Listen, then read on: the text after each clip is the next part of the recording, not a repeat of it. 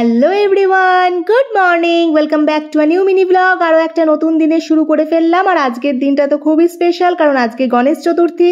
তোমাদের সকলকে গণেশ চতুর্থীর অনেক অনেক শুভেচ্ছা জানালাম। আর গণেশ পুজোর ভেতর দিয়েই তো মা দুর্গার আগমনী শুরু হয়ে যায়, তো আজকে থেকেই দিন গোনা শুরু।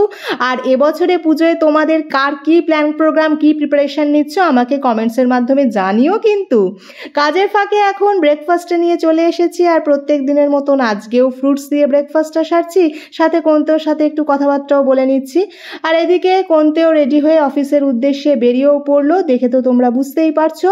আর এরপর কিচেনে এসে কিচেনের কি আপডেট, রান্নাবান্না কদ্দূর কি হয়েছে ভাবলাম তোমাদের সঙ্গে ছোট্ট করে একটু শেয়ার করে নিই। তো তোমরা দেখে বুঝেই গেছো যে কদ্দূর কি রান্নাবান্না এগিয়েছে।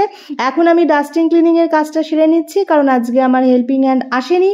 এরপর ভাবলাম ফ্রেশ হতে যাব, কিন্তু তার আগে নিজের ঘরে পরা স্লিপার্স, কোন্তের ক্রক্সটা সাবান জল দিয়ে পরিষ্কার করে নিলাম। আরে বাবা, খুচরো কাজে শেষ নেই, বুঝলে।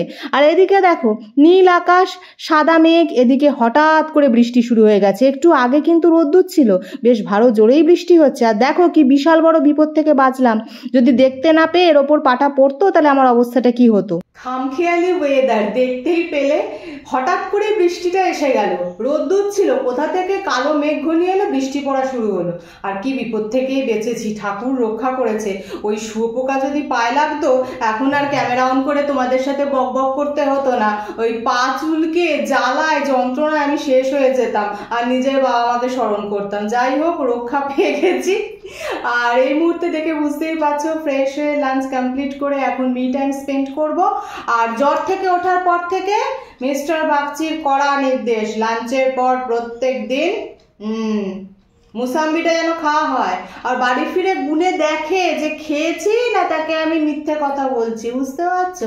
আর ভাল লাগে না জানো তো, কিন্তু উপায় নেই, শরীরটাকে তো ঠিক রাখতে হবে।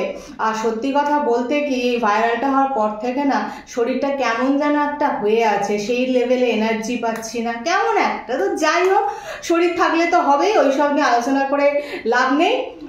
নিজের জীবনকে, নিজের গতিকে নিজের মতন করে এগিয়ে নিয়ে যেতে হবে। সবাই সব জায়গায় সুস্থ থাক। আর তোমরা কারা কে কোথা থেকে আমাকে ফলো করছো কমেন্টসের মাধ্যমে জানিও, কারণ আমার জানতে খুব ইচ্ছা করে যে আমাকে তোমরা কারা কারা কোথা থেকে ফলো করছো। তো চলো, আজকে দিনের বেশিরভাগ অংশটা তো কাটিয়েই ফেললাম।